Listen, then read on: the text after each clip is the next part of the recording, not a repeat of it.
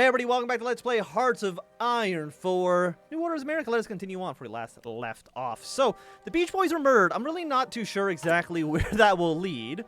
But, you know, we've gotten so many events about them. I'm kind of stunned. I'm a little stunned that they died. Free French Republic declared war on everybody. Also, I've noticed the game's actually running pretty fast. I'm kind of surprised by that. The dream passes. It isn't possible to see the sun peeking out behind the horizon. It has been blocked by rows and rows of steel ships, each ship defiantly waving the Free French tricolor. A signal to the collaborationists and the Nazis along with them that the rule of Vichy was no more. The ships had the names of Ramilles, Bonaparte, and Gaulle, and they were staffed with more men than anyone could count. Countless thoughts ran through countless men's minds, countless emotions, countless faces, countless fears. The grin of Yves sat in stark contrast to the determined grimace of Mohammed, but both men's eyes were fixed on the horizon, on the coastline, on their home, France. It called to them, like a cry of a mother beckoning them home. It sang to them, like an ancestral music that they could not unhear. It commanded them, like a general they could not disobey. They followed France's command. They followed her home. Countless Napoleons returning from their shared Elba. Not one ship was headed to the exact location, same location, of course. There were some to the land of Ypres or Juno, but they each played a critical part in the heated battle to come, the reclamation of France, once and for all. As the ships and landing craft approached the coast, as the planes dropped their parachute-clad men, as the gunfire on the coastline roared, the rest of France held her breath. So many men, so many women, so many children had thought this day would never come, no matter how much they wished that it would be. So many had been confident that they would, no matter how much they had hoped it wouldn't. Countless televisions spewed their bile, their propaganda unheeded. Countless men, women, and women, those who had been waiting in the shadows, returned to the light, rifle in hand. La réclamation a commencé. A new page will be added to the global conflict's decision. Add involvement of the French Reclamation, which grants, at the moment, nothing. So, we have Free France down here. They are okay, so they are allied with the French resistance. They're actually in the West African Alliance immediately, so that makes sense. I assume that they would be aligning with the liberals here, but it says that all of West Africa. Are you all going to join the war in France? Like maybe. Can you like call people into the war? I'm really not too sure, but foreign policy. And let's take a look. Okay, global conflicts now. The reclamation of France. In 1776, the French aided the United States in their fight against tyranny. Now, it is time to return the favor. The Free French have reached the next step in their campaign to reclaim their homeland from the Nazis, and we will aid them in any way that we can. We've gone this far. France's military victories in West Africa would have been impossible without our aid, and now we must take them over the finish line. The French are excited, and rightfully so, but we must ensure that their actions can be backed up, or that their actions can back up their words. Okay. I would like to see all the decisions, please. Because we have a lot of command power. We have decent political power as well. Can I send volunteers? Okay, gather support from mainline loyalist. We create some free divisions. Wait, the French state. French nationalist. Free French. Am I confused about me reading this? Active for 30 days. Has at least 3 on focus on tension. Supplies confidence. What does this cost us? Click to relocate 1 stored point. Okay, so we have 3 points stored up. Tensions, confidence. Support cross-channel supply lines, at least 2 on supplies. If I press this, 1 of you goes down. Do I spend money? Pressure the command staff. Okay, so we spent 30 points on this. And this will be Army Organization for the French Republic and the Free French Liberation Forces. Trans-Alpine supply line. So if we do 10... Exploit contacts in the government. So the French state are going to get a ton of penalties. Meet with the generals. Command power plus 50 for 10 political power, which actually is pretty cheap. What do you require? At least 1 focus in supplies. Oh, so then we spend the points. I see. So we spend the points to get the stuff done. Has at least 3 focus on tension. So if I were to, because we have 95, spend a point here, we could then support mainland loyalists, but then we have no points. Then we have to spend 30 political power to get this up. Let's do 1 for now. And we can give them 800 guns. Put that in supplies. Send infantry equipment. Annual for 10 points. What does this cost? This is 1 confidence. We don't have that much. Maximum 5. War support. Oh, do they get bonuses if, do they get bonuses if we give them points here? So I spent 30. Right now, confidence is division defense. 0%. Okay, so they do get, the numbers do change. Because now it is 0, 0. And then it's negative 10 for 20. Okay, so the numbers change these things. Okay. Good to know. Good to know. We have spent all of our political power on that, but that's okay. I feel like having France on side is important for us. Turn you off, turn you off. Turn you off, turn you off. Anything else we can do in here? The answer is no. Okay. So we've given them as much support as we can right now. We'll build up our political power. So this means we are going to be delaying the act. Reclamation of France. This might get this episode demonetized.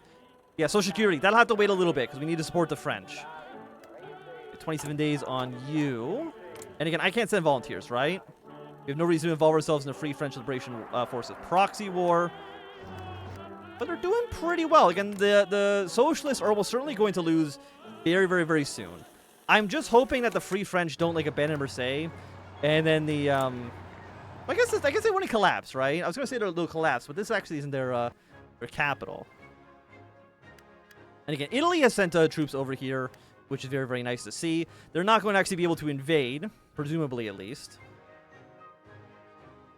Oh, so let me just actually, I just want to double check one more thing. This is applied to both sides. 30%. This is just for Free France, though. Which I'm assuming is not you. You're Free France. This only affects these guys. It doesn't affect the French resistance. Oh, by the way, do you get war declared on by the other states? Does not look like it. I would like to send volunteers here, but I understand that is simply just not possible. And then in 9 days... Oh, no, for 9 days, they're going to get a penalty. So the French state, which is the, I guess is the OSS, the OAS, because that's the flag there. We got that penalty. And then in 18 days, 2 divisions get created in Languedoc and in Ube. So that's 1 division here. And 1 division... They already get, encircle? I actually don't know where that province is.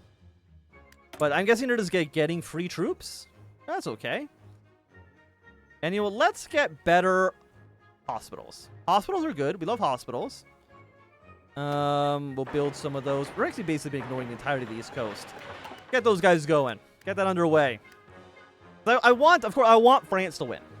I want the Free French to do what they can to win their war. By the way, there's a big noise behind me. I don't know if you can hear that in the microphone. If you can hear it, I apologize. Not really anything I can do about that right now, though. Organization. So okay, let me just see. Put point here. Put point into you.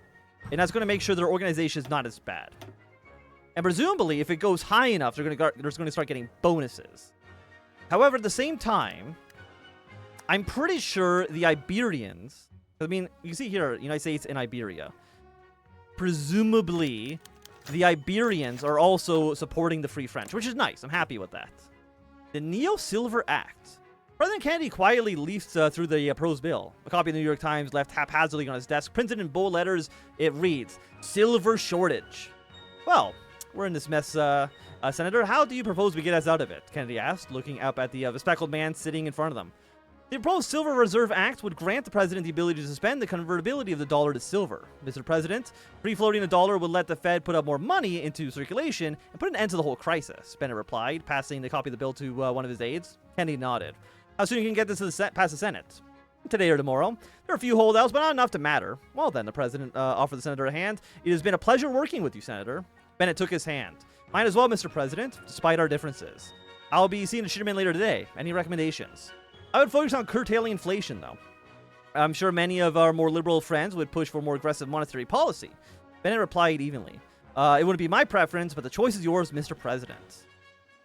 Inflation will decrease by 0.5. GDP will increase by 0.45. Or we have even... I mean, I like... Again, I want our GDP to go... I want our inflation to go down. 0.45... So that's an extra 0.4 for inflation, for an extra 1.5 in GDP growth. So the total is 0.95 versus 1.2. So yeah, we're going to go with you. Get our inflation down significantly. GDP growth is now up to 6.3%. And has it been more than 3 days? So far, no. But I'm kind of liking having some reserves. I mean, we're not going to hold on to the money. Obviously, we're going to constantly keep reinvesting in the American economy as much as we can. But, like we have a great surplus, 4.16 of the GDP. We're very, very happy to see it. Let's go back to foreign policy. You have no points here once again. Is there anything we would want you to do? At least 2 in tension, 1, 2, and 2 in supplies for more organization regen. Again, they're taking penalties right now. The recovery rate's not great. Planning speed's not great either. But they're still doing, I have to imagine, pretty well. Reclamation, organization. I mean, it's a lot of penalties. There's no denying that. But again, if I put points here, the Spanish, the Iberians are just going to also spend their own points.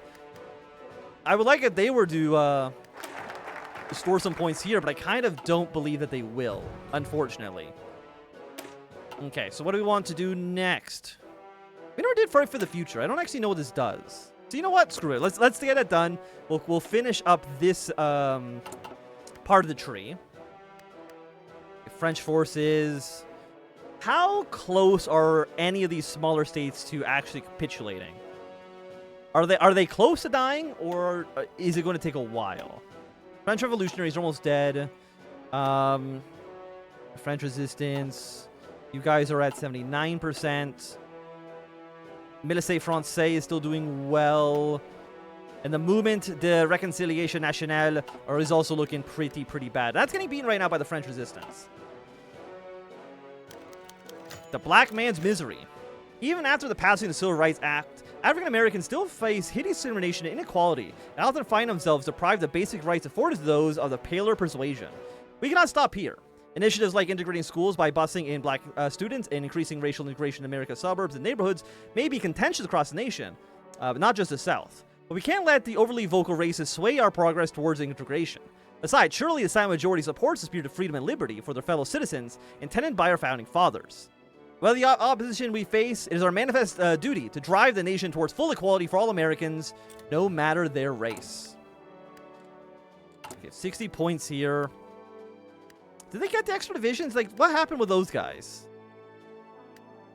French state get some divisions. In, like, Wong. I'm honestly, like, not too sure. What happened with those divisions? I mean, I guess they could have, like, spawned, like, right here. I'm not going to take it again because it feels kind of garbage.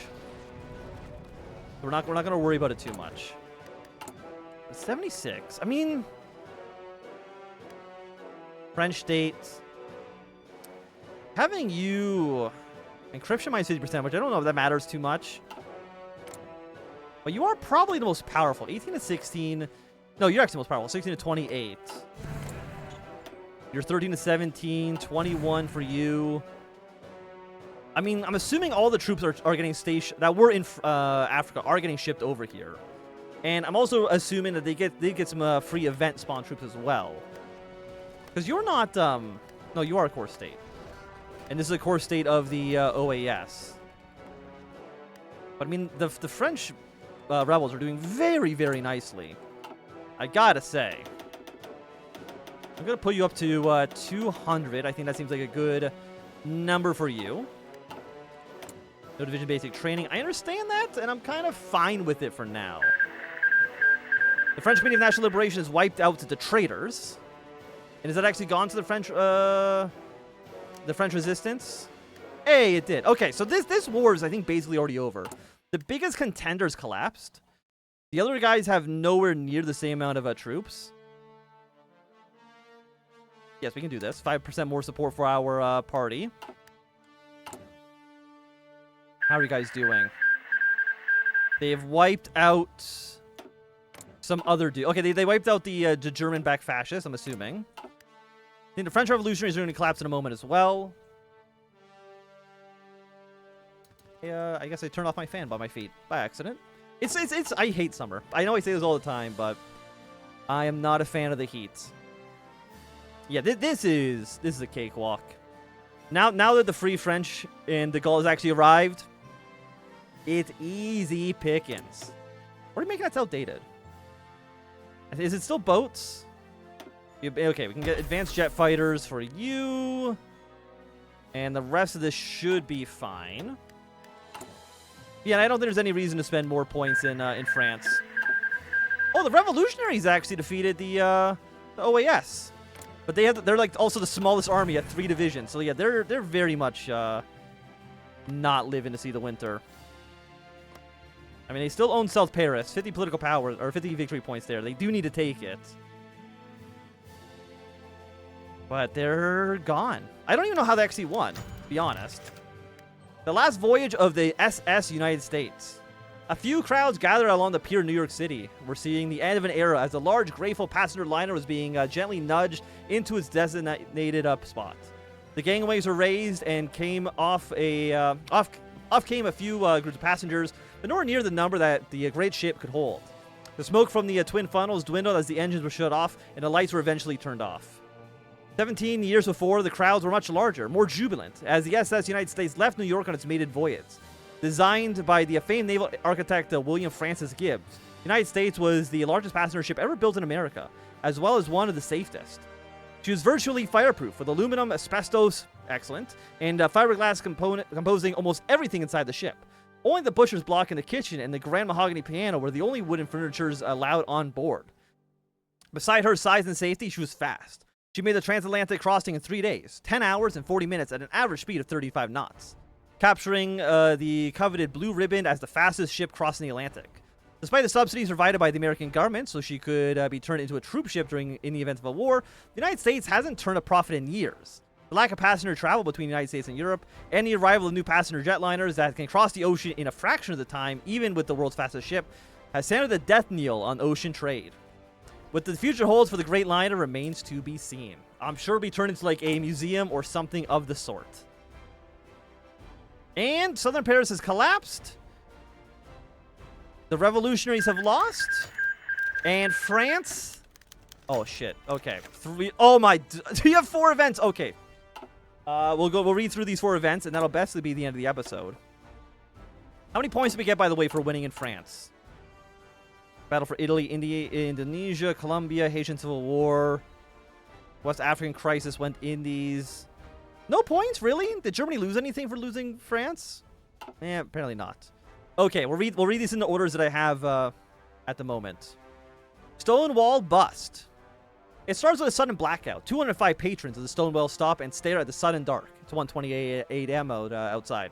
The bartenders reach for a panic button as they try to calm their customers. The 4 undercover officers curse as they fiddle with the switches, and the lights flicker back to life. The few who realize what's about to happen begin pushing their way through the crowd, but the Morals squad have already locked down the window exits and are marching through the doors, flashlights in hand as they bust the biggest gay establishment in New York. The raid doesn't meet with a respective crowd, to say the least, as officers lead those in women's clothing to the toilets. Many resist. It's common knowledge that those who get arrested by the moral squad as cross-dressing men don't make it out without bruises. Spit-drenched faces, manhandling. Men with faces lean and caked with makeup wrestle with their cuffs and spit on their captors. None of the bar's patrons have made it this far in a world which mostly despises them without getting a little rough around the edges. And when the man pushes them around, they push right back. By the time the raid concludes, about 150 people are under arrest. But more are gathering in the late-night darkness of the Big Apple, and a storm is brewing that cannot be contained. Just a routine raid, carry on. Beach Boys ex-associate charged with Wilson Melchin murders. This morning, Charles Manson was charged with first-degree murder in the aftermath of the terrifying killings of that gripped the nation last March. Manson, a self-proclaimed guru with delusions of grandeur and a history of violent sex crimes, met Terry Melcher after a chance encounter with the Beach Boys members Delson Wilson.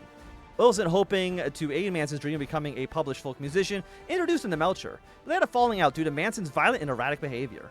Manson was already in LAPD custody for an unrelated petty crime when he was charged. His cult of followers, colloquially known as his family, earlier caught the FBI's attention for their leader's support of Francis Parker Yockey and praising a bizarre synthesis of miasothic apocalypticism and white supremacy.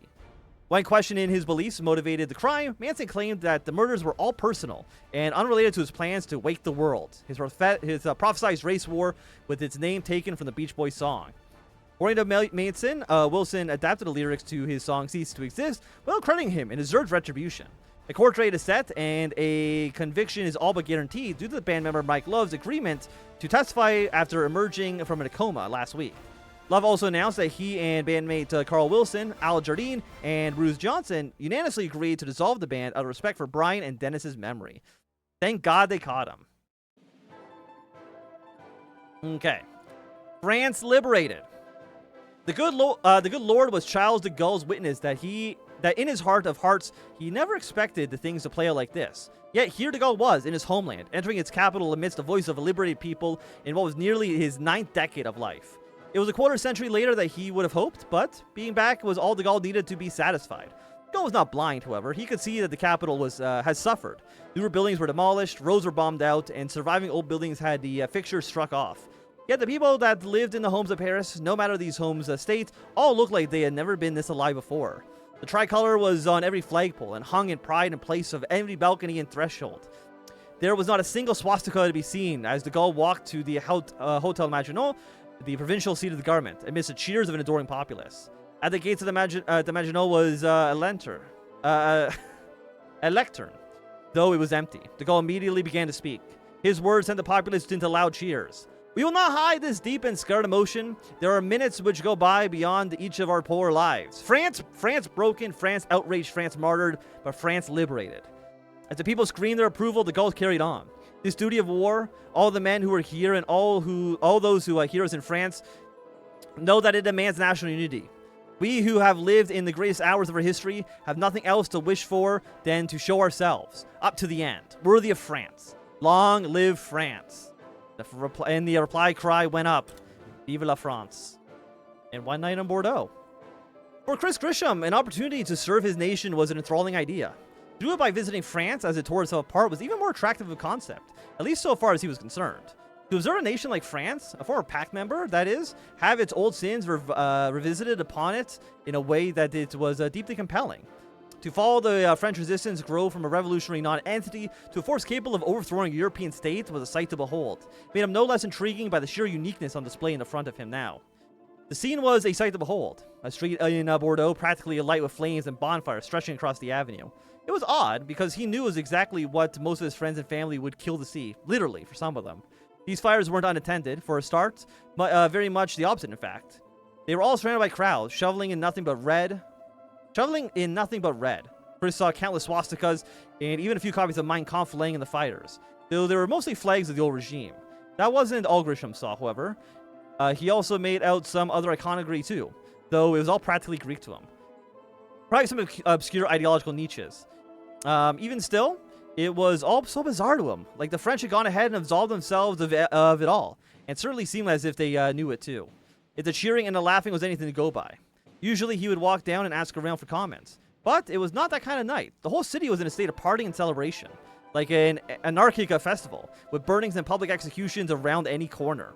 Standing there on his balcony overlooking the whole affair, he began to feel quite queasy.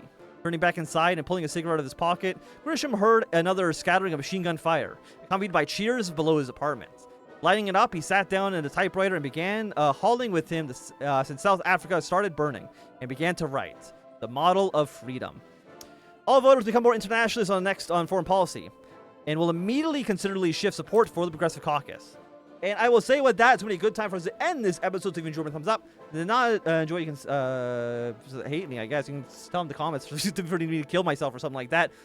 But for now, see you tomorrow. Have a great day and goodbye.